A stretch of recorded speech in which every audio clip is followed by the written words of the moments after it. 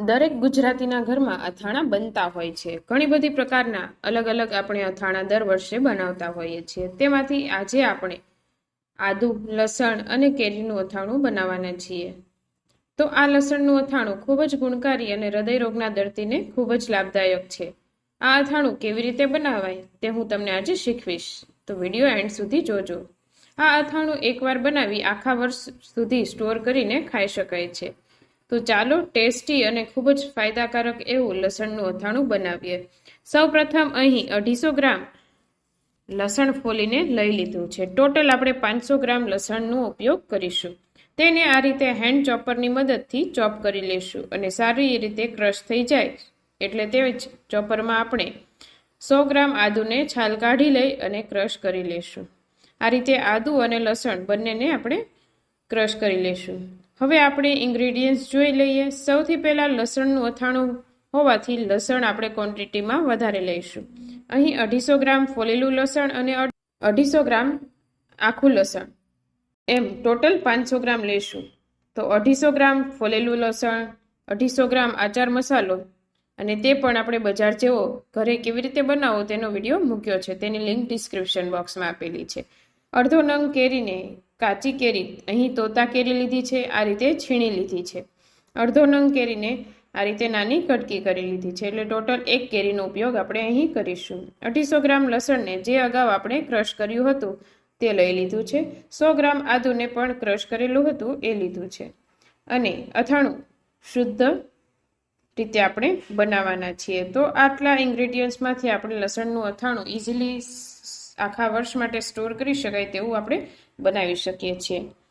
આ ઉપરાંત આપણે અથાણા માટે શુદ્ધ સિંગ તેલમાં બનાવીશું કે જેથી તે વધારે લાંબા સમય સુધી સારું રહેશે। હંમેશા અથાણું સિંગ તેલમાં જ બનાવવું જેથી તેનો ટેસ્ટ આખા વર્ષ માટે એવો ને એવો જ રહેશે।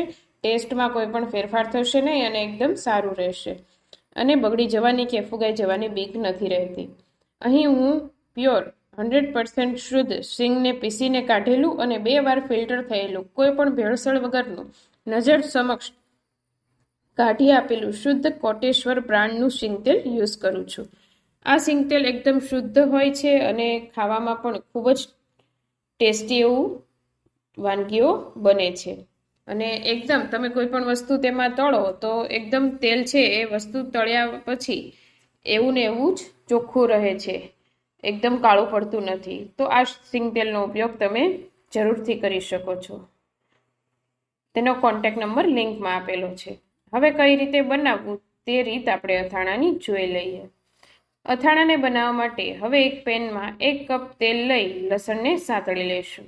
આપણે પેનમાં ક્રશ કરેલું લસણ અને આખું લસણ બંને ઉમેરી દઈશું અને તેને ગોલ્ડન બ્રાઉન કલર ચેન્જ થાય ત્યાં સુધી મીડિયમ ફ્લેમ પર સાતળી લઈશું અને હલાવતા રહીશું જેથી લસણ પેનની સપાટી સાથે ચોંટે નહીં। હવે કલર ચેન્જ થઈ ગયો છે, તેને એક પોળા વાસણમાં લઈને રૂમ ટેમ્પરેચર પર ઠંડુ થવા દઈશું। હવે તે જ પેનમાં થોડું તેલ લઈ ક્રશ કરેલા આદુને નાખી સાંતળી લઈશું। આદુ અને લસણને સંતળાતા અલગ અલગ સમય લાગે છે, આથી તે બંનેને આપણે અહીં અલગ અલગ સાંતળ્યું છે। આદુ પેનની સપાટી સાથે વધુ ચોંટવા કરશે, આથી ખાસ ધ્યાન રાખી તેને આપણે સતત હલાવતા રહીશું અને સાંતળી લઈશું।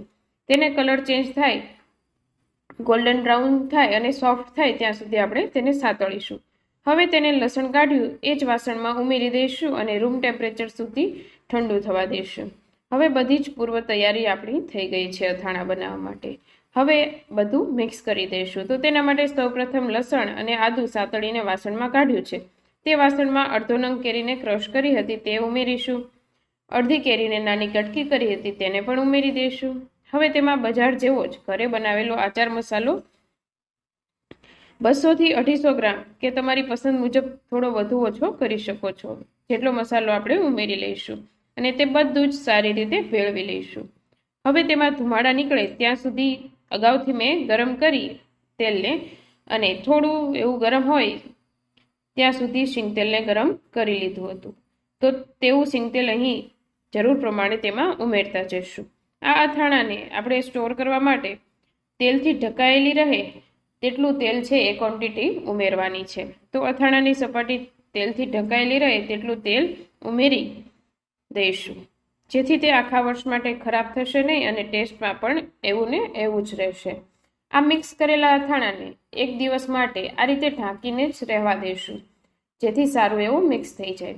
1 દિવસ બાદ બધું જ સારી રીતે મિક્સ થઈ જાય એટલે આપણું લસણ, આદુ અને કેરીનું અથાણું તૈયાર થઈ ગયું છે. તો તે અથાણાને તમે કોઈ પણ બોટલમાં સ્ટોર કરવા માટે એરટાઇટ બરણીને 1 દિવસ માટે ધોઈ સારી રીતે સાફ કરી અને 1 દિવસ માટે તડકામાં સૂકવી અને આખા વર્ષ માટે સાચવી શકાય તે માટે અથાણું તેમાં ભરી લઈશું. લસણ અને આદુ એ ખૂબ જ ગુણકારી છે. તેના ફાયદા અનેક છે. લસણ એ હૃદયરોગ કે બીપી અને હાઇપરટેન્શન હોય તેના માટે ખૂબ જ ફાયદાકારક છે. લસણની 3 થી 4 કળીનું સેવન સવારે કરવું જોઈએ, જે શરીરને ફાયદાકારક છે. આપણા શરીરમાં 2 પ્રકારના કોલેસ્ટેરોલ હોય છે, HDL અને LDL. LDL એ બેડ કોલેસ્ટેરોલ છે, જે ખરાબ છે આપણા શરીર માટે, અને જ્યારે HDL છે તે સારું કોલેસ્ટેરોલ છે. ખરાબ કોલેસ્ટેરોલને કંટ્રોલમાં રાખવાનું કામ કરે છે. લસણ છે એ તેને કંટ્રોલમાં રાખશે અને લોહીને પાતળું રાખવાનું કામ કરશે, જેથી આ અથાણું એ હૃદયરોગના દર્દી માટે ખૂબ લાભદાયી છે. આ પ્રમાણે લસણનું અથાણું બનાવી અને રોજ ખાઈ શકાય છે અને રોગોથી બચી શકાય છે. આ અથાણું રોટલી, ભાખરી, થેપલા કે પરાઠા સાથે લઈ શકો છો અને ટેસ્ટમાં ખૂબ જ ટેસ્ટી એવું લાગશે.